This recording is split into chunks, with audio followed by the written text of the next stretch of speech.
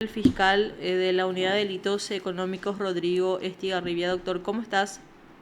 ¿Qué tal? Buenas tardes, Perla. Buenas tardes, Raúl. Buenas tardes a toda la audiencia. Doctor, queríamos conversar en primer término con relación a la resolución ayer de la Cámara de Apelaciones en el caso del exministro de la Niñez, José Orué Rolandi. En este caso se confirmaba la condena con relación a él de 4 años, mientras que la Cámara resuelve reducir la pena con relación a los cómplices. ¿Cómo toma el Ministerio Público esta decisión de la Cámara? Bueno, en realidad tuve conocimiento de la parte resolutiva a través de los medios de comunicación. Oficialmente no fui notificado todavía de la decisión de la Cámara de Apelaciones y estimo que una vez notificado y analizado de manera puntillosa voy a sacar una conclusión al respecto. En este caso, doctor, ¿ahí había apelado la defensa o la fiscalía también? No, la defensa, en total son 5 enjuiciados, presentaron un recurso de apelación contra la sentencia definitiva que los declaraba culpables, ¿verdad? Los condenó.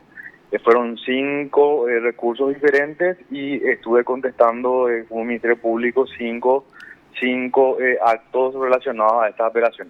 De hecho, aparentemente la pena para Orué, el exministro Orué Rolandi, era de 4 años y los otros eran de 2 y medio y se redujo a 2 por lo que estábamos viendo. Sí, me acuerdo que en el juicio oral el Ministerio Público había solicitado la pena de 7 años y 10 meses aproximadamente para Albert Rolandi. Sin embargo, el Tribunal de Sentencia no consideró esa circunstancia para el hecho agravado, solamente le condenó por el marco penal máximo que es de 5 años. Considerando esa situación, el marco penal de 1 a 5, 4 años fue razonable para el Ministerio Público y así como decís, las otras personas fueron condenadas por marcos penales diferentes. Y habría que analizar el análisis que hizo el Tribunal de Apelaciones con respecto a la medición de la pena y la aplicación o la reducción a 2 años, como me estás diciendo, Raúl. Sí, según estuve leyendo nomás el fallo, doctor, decía que en el caso de los coprocesados, ellos eran cómplices, ¿verdad?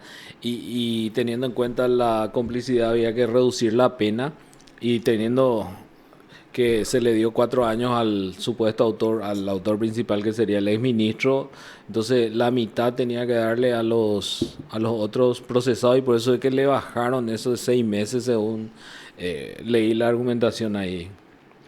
Sí, y según lo que me decís, si la atenuación es obligatoria en el grado de complicidad, según el 67, pero aquí para la aplicación de la sanción, el marco penal que se debe estimar es la mínima, que es de 6 meses, ¿verdad? Y el máximo que serían las 3/4 partes de los 5 años, que serían 3 años y algo, 3 años y medio aproximadamente, como margen de medición de la pena.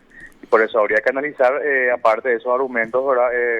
Es una cuestión jurídica determinar si es que está acorde con la aplicación de esa sanción. En este caso, ¿por qué hechos fueron condenados estas personas? ¿Qué es lo que se juzgó en su momento? Por lesión de confianza. La pregunta es interesante, puesto que el que era el secretario, que el rango de ministro, Uruguay Rolandi, era el administrador, o sea que el que ejecutaba y disponía de los fondos de la Secretaría de la Niñez. Básicamente ellos y los demás acusados enjuiciados fueron los que formaron parte del comité evaluador, ¿verdad? Ellos lo que hicieron es adjudicar y contratar, ¿verdad? Productos o mercaderías sobrefacturadas que se pudo demostrar dentro del juicio oral. Hablamos de leche que tenían un sobrecosto, considerando los valores no tan solo del mercado, sino también haciendo un análisis financiero. Era por sobre el valor y además en el momento en que hicieron la evaluación, este comité procedió a disminuir ciertos lotes de manera arbitraria, sin ningún tipo de justificativo, y esta disminución de lotes, como estamos hablando de alimentos, por darte un ejemplo así extremo, se compró arroz y se tenía que comprar cierta cantidad de arroz y carne. y ellos de manera unilateral disminuyeron los lotes de carne y consecuentemente eso afectaría o afectó en realidad a la alimentación de los niños que estaban en situación de calle y niños que son de carácter vulnerable, ¿verdad? Pero esa afectación de lotes también causó un perjuicio patrimonial al Estado, puesto que el Estado tenía los recursos para comprar cierta cantidad, pero sin embargo se compró menos de lo que tenía que comprar y esto, como dije, tuvo consecuencia directa en el almuerzo o en el desayuno o merienda de los niños. Doctor, ¿y de cuánto dinero hablamos de supuesto de perjuicio? Eh, Según recuerdo, por una parte, eran aproximadamente 3.600 millones de guaraníes en estas disminuciones del lote y la sobrefacturación. Y doctor, viendo nomás, habitualmente nosotros como cubrimos judiciales vemos también las resoluciones del Tribunal de Apelación y no se ve mucho esa reducción en segunda instancia, más se dan nulidad y reenvío.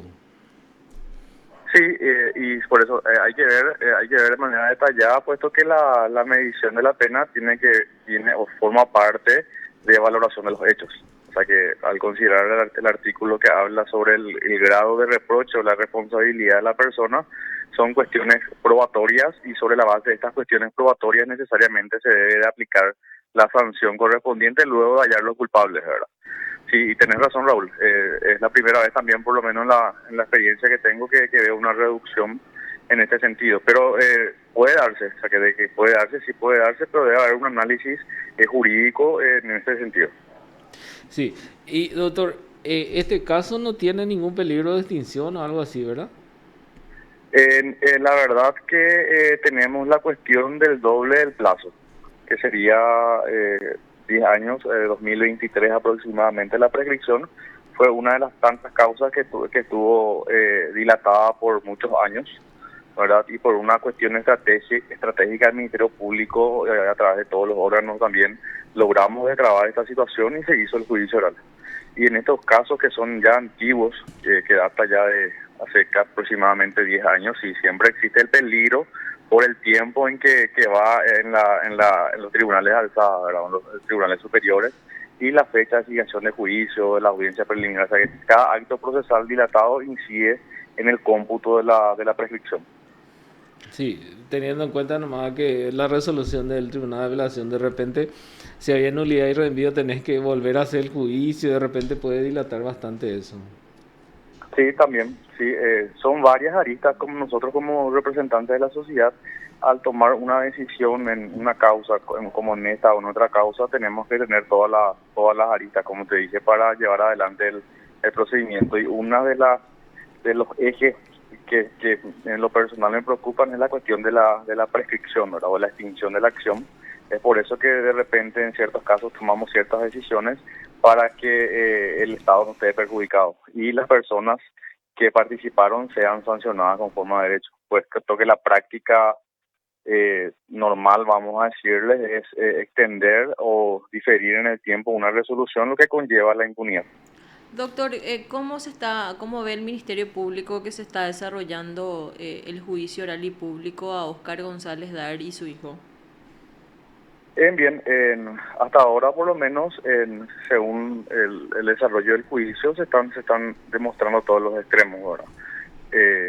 Algo público que ustedes tienen acceso también, se está demostrando a través de los documentales que existían prestanombres, que existían personas que no tenían la capacidad económica de sostener una entidad o una empresa, ¿verdad? Sin embargo, eran las personas que invertían supuestamente, se demostraron los vínculos con los enjuiciados. Yo creo que es una posición sólida del Ministerio Público en su teoría del caso, que a medida que se va avanzando, se va ya afianzando de mayor manera. ¿Y cómo tomó él la suspensión, doctor? Algo que se dio en este juicio ya por quinta vez. Y son cuestiones que escapan al alcance de lo que es el Ministerio Público, inclusive el Tribunal de Sentencias. Son cuestiones que pueden darse y lo tomamos de la mejor manera en el sentido de que los plazos están bien. Este proceso afortunadamente está siendo llevado con la mayor celeridad posible, puesto que todos los órganos del sistema judicial cumplieron con los plazos. Hay que darle la derecha también al Poder Judicial, que elevó la causa de manera normal, debería decir, así debería de ser, En ese sentido no hay ningún problema. Pero son cuestiones que suelen suceder, ¿verdad? Doctor, Pero en cuestión de plazo estamos bien. y justamente viendo también la situación sanitaria del país, estamos por cumplir un año en esta manera, en este nuevo modo de vivir.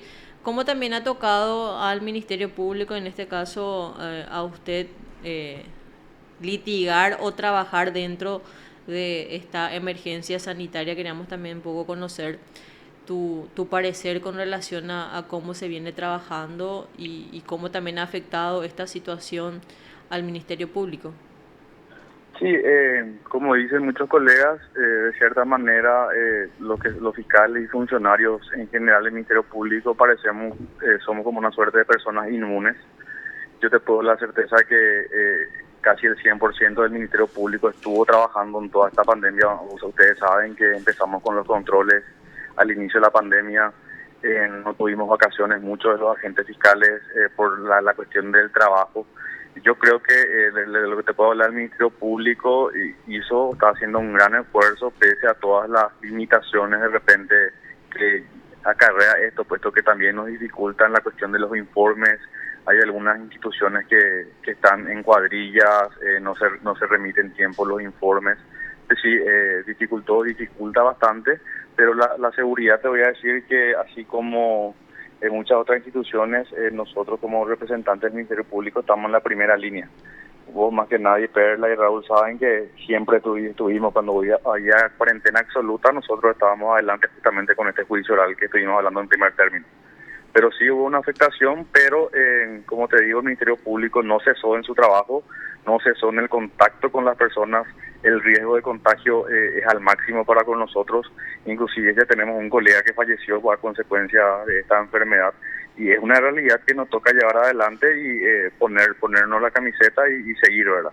Obviamente con los cuidados respectivos, pero la exposición que tenemos los representantes de la Fiscalía, tanto agentes fiscales como funcionarios, va al máximo, puesto que el contacto con las personas es directo.